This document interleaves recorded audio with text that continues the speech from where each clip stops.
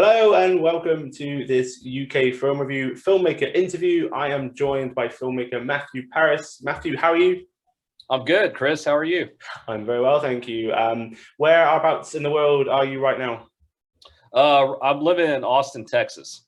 Oh, fantastic. And how is it down there? Is everything is it still very post-apocalyptic, or are we a bit more settled now? People are settled now. It's things are starting to slightly open up. I'm going into grocery stores now, and they're picking up the 6 feet, thing on the floor where you have to stay 6 feet. So they're picking that up. Hmm. So yeah, things are slowly but surely going back to normal. How's everything in London? You're in London, right? Yeah, I'm in London and everything's okay here. Same, same as before, really. Just actually, we're quite good at staying away from people, if I'm honest. The whole 6 feet rule was already in place. We didn't know. Yeah, yeah. The only thing that's been obviously a bit sad has been that the cinemas have been closed, but they are starting to open now. Are the cinemas open where you are? They are, yes. They've been open for a while. They do take safety protocol though. Hmm.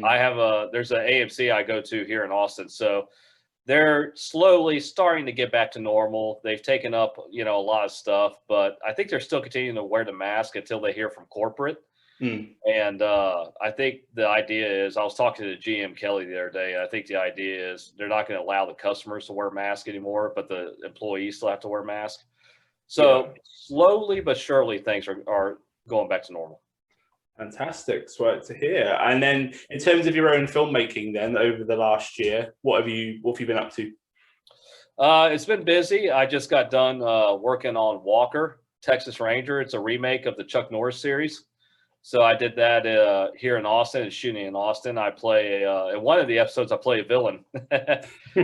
So that was my first time playing a villain. That was a lot of fun. So that's on the CBS. CBS Studios is doing that. Jared Padalecki is Cordell Walker. Oh wow. And Fantastic. after that, as far as my own personal projects go, I'm in post production for a movie called The Place That Bonds Us, and that movie has to deal with today's time. It very much deals with if something is sent on social media and your friend gets emotional about it, how do you deal with that? And so it's definitely about that. I don't want to give too much away, but it's about that. So it's going to be fun. We're in post production on that now. And you're the writer on that. Were you directing as well? Was someone else directing that one? No, a filmmaker buddy of mine from New York who runs, I think he started a production company called Anson Enterprises, Scott Anson. He directed the film. I usually don't direct too much. I like to write it out, and I really like producing. Mm. And yeah, so we shot here in Austin. We used a friend of mine's house in Hutto, Texas, and we shot that. We shot it over the course of 3 days, and we're just in post production right now. Fantastic. And that was during the pandemic, was it? During the lockdowns and things? It was. We started shooting that in the fall of 2020. So usually around October. Okay, fantastic. And then previously, before then, you've obviously, as you mentioned yourself, you don't always direct. You're the writer, but often you're not taking the director's chair. So films like The Last Catch, Mother's Eyes, Mm. Eyes on Me. I've managed to watch The Eyes on Me. You weren't the director on that one either. Again, it was writing, yeah. Yes, yes, that is correct. Uh, Where did the story for that come from? well, that's for the eyes on me. I've had with the whole Me Too movement and everything. I've had friends who, women friends who have come to me and say, "Oh yeah, this happened to me and that happened to me," and I never knew about that. So it's a little shocking at times. And of course, you get a little upset, because you want to do something about it to stop all that. But um, how it really came about was I have a very close friend in Austin. She got harassed by a guy one time, and of course, I confronted the guy about it. He got all up in my face and everything and stuff like that. But it kind of came from there. I'm like, you know what? I need to write like a story about this. So I went out, I typed it out. It took me about a week. It's a short film, so it took me about a week. And I went to Devin and Zane. Now, I've written a couple of books, and Devin and Zane, who are local filmmakers in Austin, they've done short films themselves. They've done a few commercials here in Austin. And I pretty much went to them and I said, "Hey, I got a script. Would you mind seeing it?" He goes, "Yeah, yeah, we'll take a look at it." So they looked at it and they got back to me within 3 days and said, "All right, we want to direct this." And I said, "Okay, great, great." And they said, "When are you looking at start shooting?" And I said, "Probably sometime in the fall of that year." It was probably 2016, 2017. Actually, it was like 2017. And yeah, we location scouted. We looked at a house, a friend of mine's house, back out in Hutto, and because the whole thing takes place in a house, as you know. Mm. And what was interesting about that was in the opening scene, I'm also briefly in the movie. I'm in the opening scene, so I saw you in the car, right? yeah, yeah. So basically, I wasn't originally going to be in it. How it was written in the first draft was you never saw the guy. We shot from the angle of the yard and the street, and she gets out, and then she enters the house, and then the guy speeds off. You never saw the guy though. The directors, Devin and Zane, came up to me. I think it was Zane. He came up to me. He said, "Hey, we want to put you in there. Why don't you just play the guy?" And at first, I said no. I was like, "No, I don't really want to do that." And he said, "No, no, no, we're good. It's going to be great. It's going to be great. We'll get coverage of you and everything." So I gave myself one line, as you saw, which was, "You're the best, Jenny." So I made the guy to be kind of a real douchebag. Mm. And of course, I'm smoking. They asked me, they're like, "Matt, I know you work out and run and everything. So, but we want you to kind of, be have a smoke, have a cigarette in the car and have a good time with this and everything." So which segues me to my the next funny story, which was the first take. When I pulled up, I had to roll down the window, and it was, I had to say my line. The only problem is I started coughing right in the middle of saying my line, so we had to do a couple of takes of that. And what was interesting was right before we shot the scene where I pulled up, our main actress, Tara Davis, was like, "Well, I'm allergic to tobacco." So I'm literally, putting down all the windows and everything, trying to blow the smoke out the window and stuff. I'm like, "Oh." So what you So want it to was do? a fun project. It was a fun project, Chris.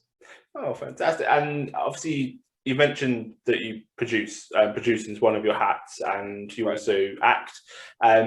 So acting wise, obviously that was a fairly limited role. But the Right. stuff on Walker that you're doing now, is acting something that you want to do more of, or is it just something you kind of do as and when it comes along?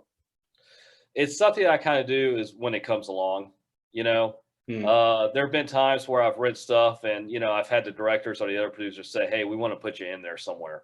And usually when I do it, it's usually a very small role. I don't play the lead. I really don't want to play the lead. I'm more of a behind the scenes guy.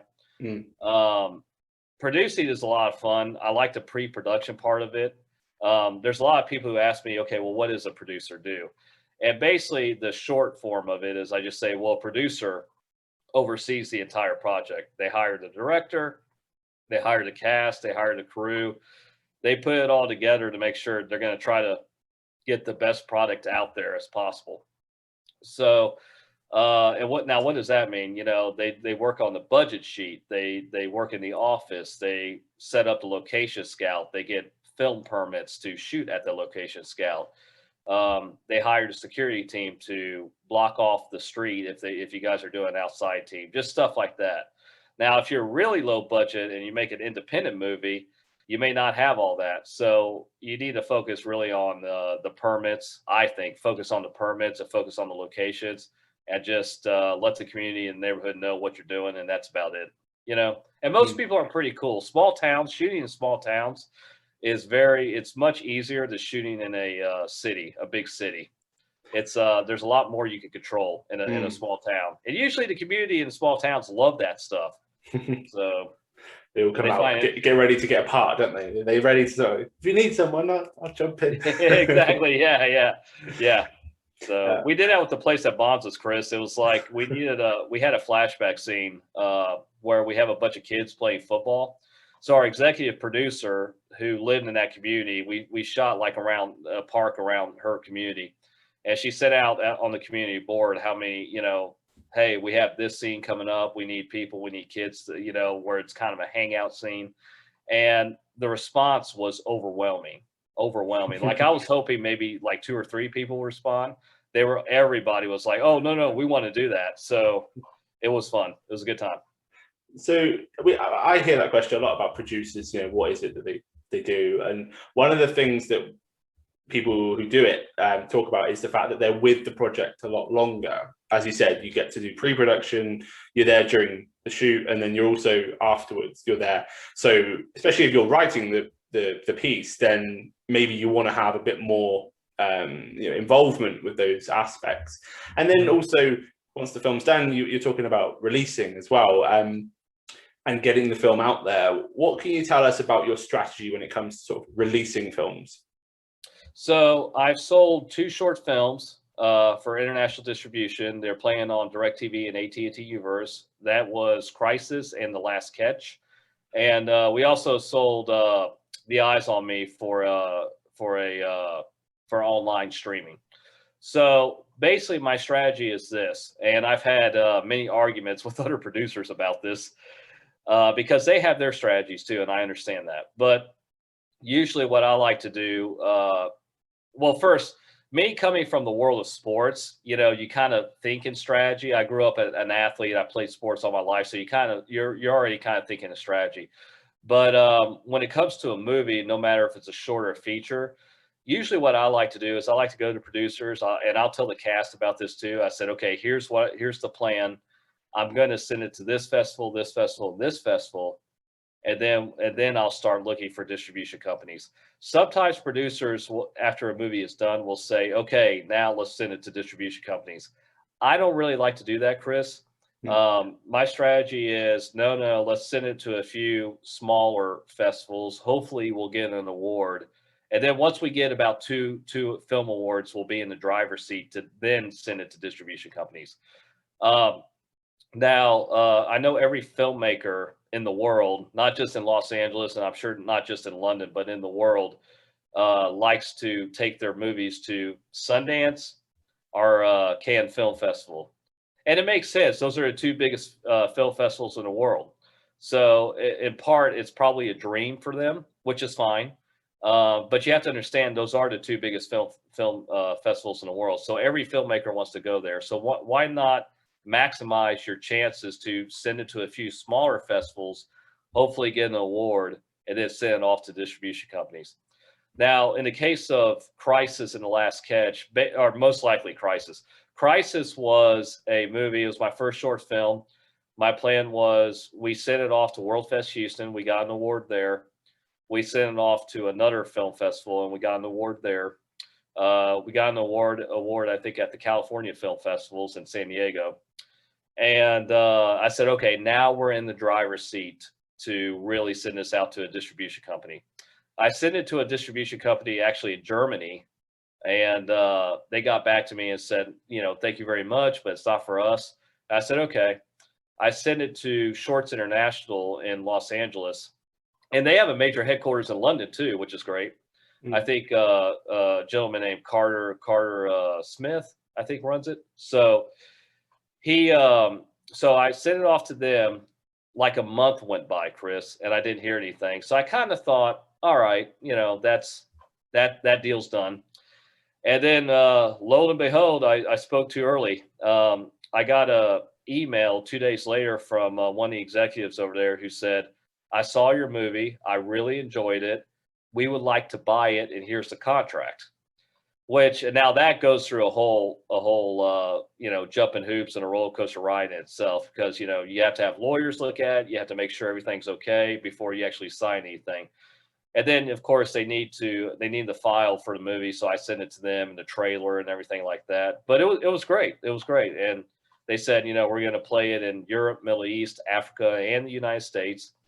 And we're going to play it on DirecTV and AT&T Uverse on the Shorts HD network. And do you get like any kind of feedback from them in terms of once the film's over there and they're showing it? Do they keep you updated in terms of who's watching it and how many views it's got, or not really? Not really. No. I mean, we have to find that out ourselves. Like, we'll go on we'll go online and they have the TV, what's playing and what's not playing. We'll see it and stuff like that. Crisis actually premiered in the middle of the night. It premiered like at midnight at 3:15. I thought, okay, that's great. Everybody's going to be asleep. But I understand why they did that, Chris. It's a little bit of a darker movie, so they marketed how the darker thriller films usually play late at night, and then the more family-oriented films usually play like around 6 o'clock to 7 o'clock time slot. Yeah. That's what they told us. Yeah. Someone's awake though, at that time. Someone's always awake watching films. Yeah. Don't be worried too much about that. Come back from the bars, Chris. Then they're going to watch it. So obviously you've already mentioned festivals then. When you're looking to submit a film to a festival, what's the kind of criteria that you have for whether or not it's worth your submission? Well, sometimes you have to go off your gut instinct. So if the reason basically what I like to do is in post-production, once the movie is finished, once the music, once the sound mixing is done, once everything is done, I usually like to screen the movie and watch it by myself. I don't want anybody around me. I don't want the cast or anything like that around me, because here's why. If you screen the movie and you watch it for the first time with other people around, usually people like to pass judgment. Oh, we should have held on this shot a little longer, or we should have cut that out, or we should have trimmed that and stuff like that. So usually I watch it by myself, and then after I'm done watching it, I'll figure, okay, here's what we got. Here's what I think we have. Here's the festivals I think it could work best at. I've never had one where I said, I need to send this to Sundance or Cannes. I just felt like, nah, because they're looking for something that really, blows people's minds, and they're probably looking for a name in the movie, because those festivals got so big now. So usually what I like to do is to send out to smaller festivals like World Fest Houston and stuff like that. But usually I'll watch the movie by myself and be like, okay, here's what I think we have. And then we'll just, we'll schedule a focus group screening at one of the theaters, at one of my buddies' theaters, or we'll schedule a screening for the cast and crew and just kind of hear their opinion. And that's when the opinions start flowing, and you'll hear everything. You'll hear from, we'll love it, to, oh, I think it was okay, which is fine too. It's their opinion. Yeah, I mean, it's interesting because obviously we're UK Film Review, so we review a lot of these films, and partly what we hear from filmmakers is they come to us because they don't want the feedback from those around them, especially people that are involved in the film, because they're too close to it. They're too close to the information. They can't give obviously an unbiased review. And then also friends and family, it's the same. That they're not really going to properly lay into it unless they've got a problem. Not that that's what we do. We don't come and try and rip it apart, but actually getting that kind of neutral third party opinion often then helps them to sort of say, oh, okay, yeah, we got this right, or maybe that didn't work for some people, or that's okay.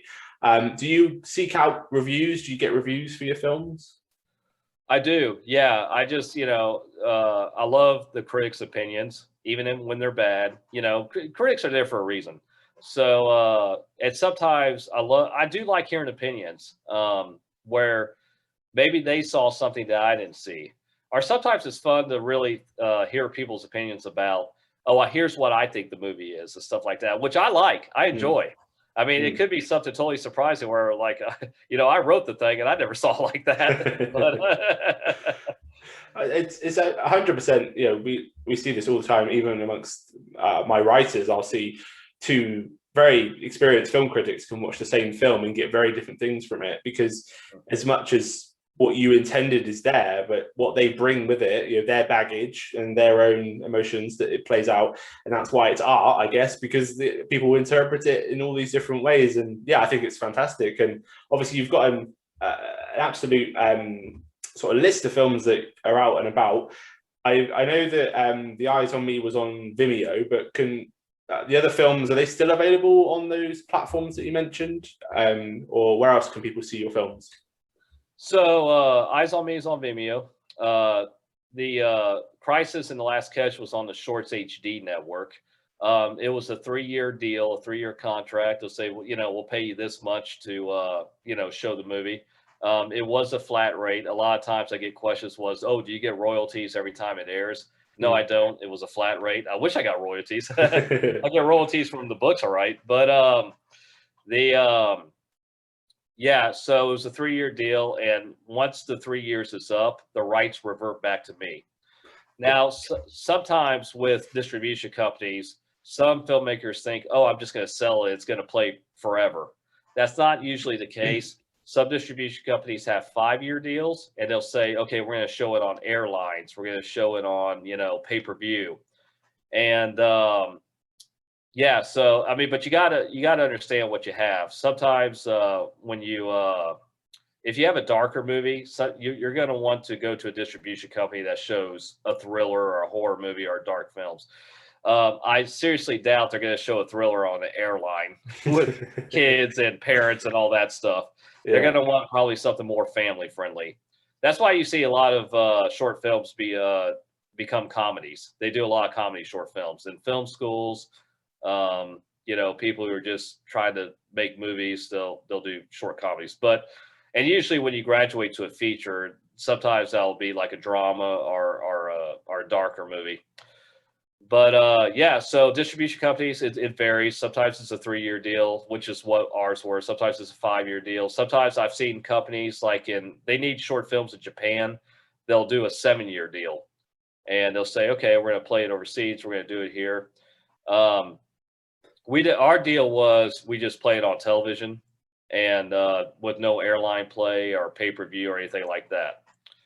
So, and obviously there's different deals for territories and exclusivity.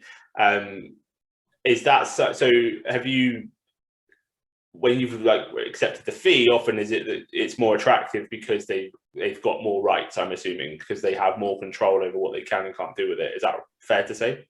That is fair to say. That's absolutely right, Chris. Yeah. So yeah, obviously the other options are out there, aren't there? So you can get non-exclusive deals, and you can feel free to sell your film elsewhere, but often it's going to then limit what you get paid, and as you say, the control. So obviously, it's really fascinating, Matthew. Obviously, I love talking about this stuff. Hopefully, the sort of listeners and the viewers have found it useful. What's next for you? What have you got your sights set on next? Well, right now, we're in post-production for The Place That Bonds Us. And of course, I got my list of film festivals I'm going to send to that. And, of course, distribution companies I'm going to send to that. Jenny Hayden, who was who spearheaded Crisis and The Last Catch, I already talked to her. She broke away from Shorts International now. So she went off and she's doing her own thing. And she told me, she goes, well, I really don't do short films anymore. But if you have a television series, I'll be happy to look at that. But so yeah, so right now we're in post on The Place That Bonds Us. We're working on cutting the trailer. We're working on the poster. And then after that, I'm writing a script for a miniseries, a 4-episode miniseries, 30 minutes. It's called Honor Among Friends. And it's about a group of friends who grew up together, and they go back to their small town they grew up in, and they haven't seen each other in years. They've all, they went to college. Some of them went to college, got degrees, entered the workforce, some of them got married. So they all come back together, and they all grew up best friends. What happens is they come back together for a certain reason, which I don't want to say what it is, but it's kind of one of the friends has a problem, like a real serious problem. So they really tried to save him and stuff like that. So it's a 4-episode miniseries. So I'm writing that right now. I'm almost done with the pilot. I have a few actors committed to it. I have a director committed to it. They asked me, when are we going to start shooting this? I said probably in the fall. So I just need to finish the pilot script. just that bit, yeah. So, yeah. Well, Matthew, it's been absolutely pleasure to talk with you on this interview. Thank you so much for your time. Really appreciate it. Absolutely, Chris. I had so much fun talking to you. My pleasure. This has been a UK Film Review production. We'll see you again soon. Absolutely. Take care, guys.